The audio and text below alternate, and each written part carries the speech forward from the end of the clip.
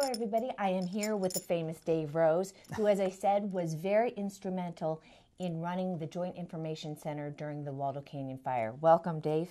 Thank you so much, Katie. I'm happy to be here. I'm happy to have you here. So let's talk about what role, we call it the JIC, played in terms of giving information about the fire. You know, the Joint Information Center had a dual role. Its primary role was to answer phone calls from citizens. Right, which and was boy, great. Did we answer phone calls from citizens. Didn't we get hundreds of thousands? Yeah, okay, I'm an exaggerator. Yeah, no, we got Good thing thousands. I'm not a reporter anymore because I exaggerate. We got thousands of phone calls. Yeah. And you know, the breadth and depth of those calls, overwhelmingly, I would say the single largest category were people who did not know if they were or were not specifically in an evacuation area. Exactly. Second to that would be the people who were stranded in the Ute Pass area, wanted to come to Colorado Springs and the road was closed, and wanted to know how that could be done. Right. And of course, there's no easy way to do that. Right. That was really frustrating that was for tough us. for a lot of folks. Yeah, Dave and I worked at the JIC together. He was really a leader. Yeah. And by the way, very calm and cool and collected. And he was my one of my go-to people when nobody knew what was going on. And as a former news director, you handled that very well. You know, I think the whole concept for the Joint Information Center works well because you have communicators, and most of them who were there were like you. Most were volunteers. Yes. I mean, I was on the clock, although I don't get paid by the hour, which Yeah. that would have been a great boon for me Yeah, if I had. I wasn't on the clock, but just to let you know. I had to work my regular day. And But they're volunteer communicators, and we brought in people. Joe Ferdani I worked with at KRDO years ago.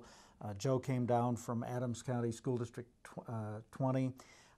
We had Andy Lyon, who was news director at Channel 5. Yeah. We brought Andy down from South Metro Fire, and of course we had all those great volunteers that are part of the Crisis Communications Network, which is really a volunteer organization. Right, which we are on together, members. and we meet all the time, or actually at least once a month, and we even have drills. I don't think we've had a drill lately, at least I didn't attend one, but just to deal with this kind of thing. And it serves the community well, because you do have all of the communicators, you can call them in, and we've been called in for snowstorms. Right. I mean, we've been called in for lesser events.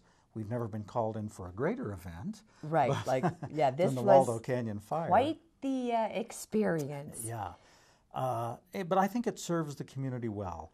And you know, Katie, I was astonished by the breadth of the phone calls that we got. I mean, I took a phone call from a couple in Greece.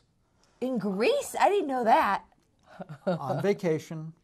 Their home was in this particular case, it was not destroyed, but it was in an evacuation area. How scary. They had no way, they were not able to get the local media. Right. And of course they needed to know. Yeah. And did I tell you about the man from Denver who said he was a Boy Scout leader and he wanted to know if they should still come down for the they were going to camp at Waldo Canyon?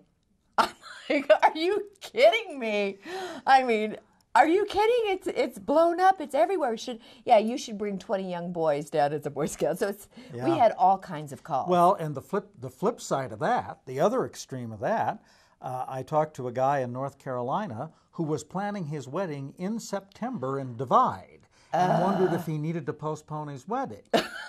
Oh my gosh. And of course, all I could think was, I certainly hope not. Yeah, exactly. I hope it's not going to be that bad. So, yeah, we had the extremes. We really did. But, you know, we had a lot of people who said, thank you so much just for answering the phone. Exactly. We had a lot of grateful people. Thank you just for answering the phone. Exactly. And a lot of times we didn't give them the news they wanted to hear. That's right. Well, Dave Rose, we need to get back in. We can't. Right. We didn't always have positive messages to share, but they were grateful. And I am grateful to you for being here. Thank you so much. Thank you, Dave. All right.